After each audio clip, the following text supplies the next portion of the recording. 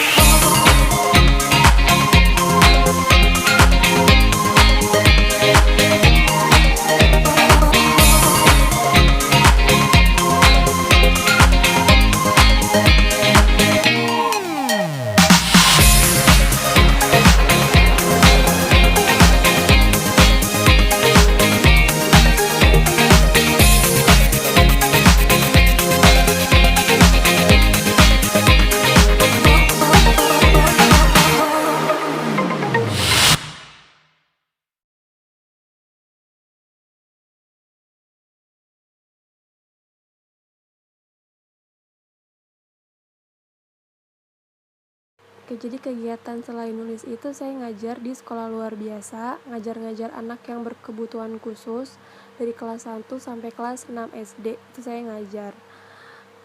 Untuk hobi saya selain nulis itu, saya senang baca.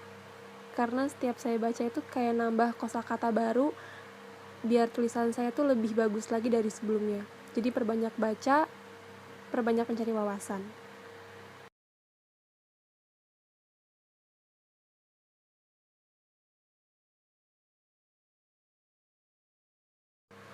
Jadi awal mula saya nulis novel itu karena emang saya suka baca. Jadi dari SD itu saya suka baca novel-novel fiksi, komik, Doraemon, dan lain-lain.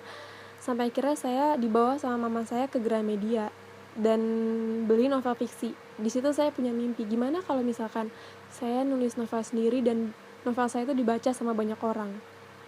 Dari situ saya mulai giat nulis dari kelas 1 SMP itu. Saya mulai giat nulis dan sempat coba-coba untuk nerbitin naskah meskipun gagal waktu pertama kali. Buku pertama saya tuh gagal diterbitin, ditolak sama penerbit. Sampai akhirnya saya menemukan sebuah aplikasi bernama Wattpad dan saya mulai nulis di sana, coba-coba nulis di sana, dan alhamdulillah disukain sama banyak orang. Dari situ deh mulai lanjut terus nulis dan akhirnya bisa mewujudkan mimpi saya.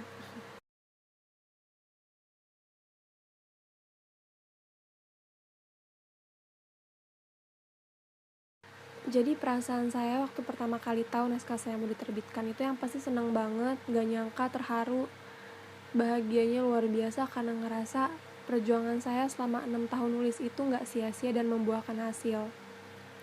Buah kesabaran yang luar biasa, akhirnya saya berhasil untuk menerbitkan naskah saya. Dan kalau ditanya percaya atau enggak, pernah kebayang atau enggak bakal diterbitkan sih, sama sekali enggak. Karena semenjak naskah pertama saya ditolak oleh penerbit, saya menurunkan ekspektasi saya karena gak berani bermimpi terlalu tinggi, takut jatuh lagi. Jadi gak pernah mimpi untuk naskah saya diterbitin dan bisa masuk ke Gramedia tuh gak berani lagi. Jadi cuman mau cerita saya di aplikasi Wattpad itu disukai banyak orang. Dan alhamdulillah cerita saya di Wattpad disukai banyak orang dan naskah saya berhasil untuk masuk ke Gramedia.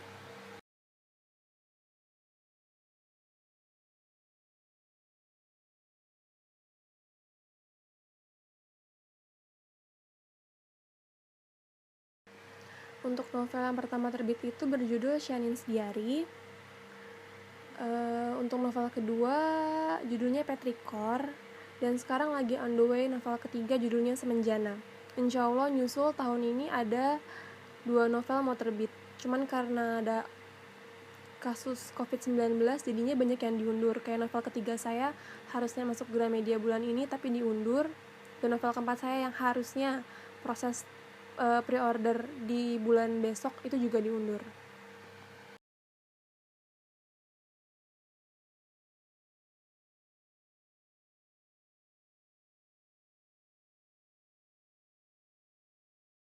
Untuk pesan moral tersendiri itu pastinya ada. Jadi di setiap buku saya itu pasti saya selipkan 1, 2, 3 atau beberapa pesan moral yang berada di dalamnya. Salah satu contoh pesan moral yang saya selipkan di buku pertama saya itu, adalah kita diminta untuk lebih perhatian dan lebih aware terhadap orang-orang di sekitar kita. Karena bisa jadi karena ketidakpekaan kita bisa kehilangan orang-orang yang kita sayang. Jadi diminta untuk lebih perhatian dan lebih bisa memikirkan orang-orang yang dikiranya membutuhkan bantuan kita. Jadi kita nggak cuma memikirkan diri sendiri aja.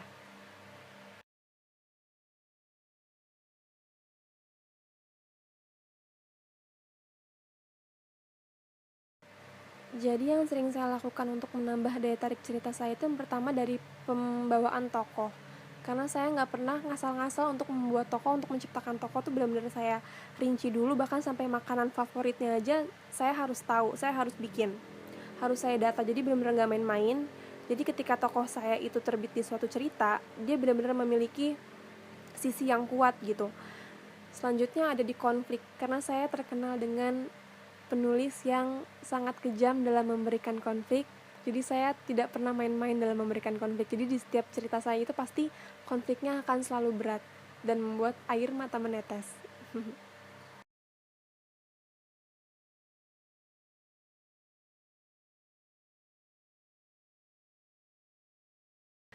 Orang yang berperan penting pastinya orang tua, apalagi mama. Jadi yang pertama kali saya mintain beli notebook untuk nulis itu adalah mama, dan mama langsung ngeiyain dan beliin notebook saat itu juga.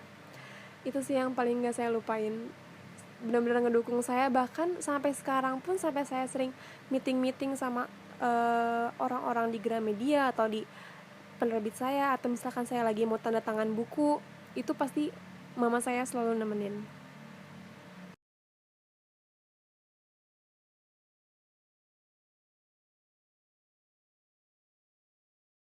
Jadi banyak banget para penulis pemula yang nanya ke saya dan bilang dan curhat kalau misalkan ngerasa tulisan mereka itu jelek dan gak pantas untuk dipublish. Dan jawaban yang sering saya kasih ke mereka cuma satu: gimana bisa kamu tahu tulisan kamu jelek atau enggak kalau misalkan kamu itu malu dan takut untuk nerbitinnya? Jadi yang pertama kamu lakukan adalah kamu percaya diri aja dulu, kamu publish cerita kamu. Masalah disukain orang atau enggak itu urusan belakangan, masalah diterima sama penerbit atau enggak itu urusan belakangan. Yang penting udah usaha dulu, udah coba. Kalau misalkan kamu tahu hasilnya, kan kamu bisa memperbaiki diri. Kalau misalkan kamu mendapatkan kritik yang pedas pun, kamu bisa menjadikan itu sebagai acuan untuk menjadi penulis yang lebih baik lagi. Karena bisa jadi keberanian yang kamu kumpulkan sekarang adalah masa depan yang kamu inginkan nanti.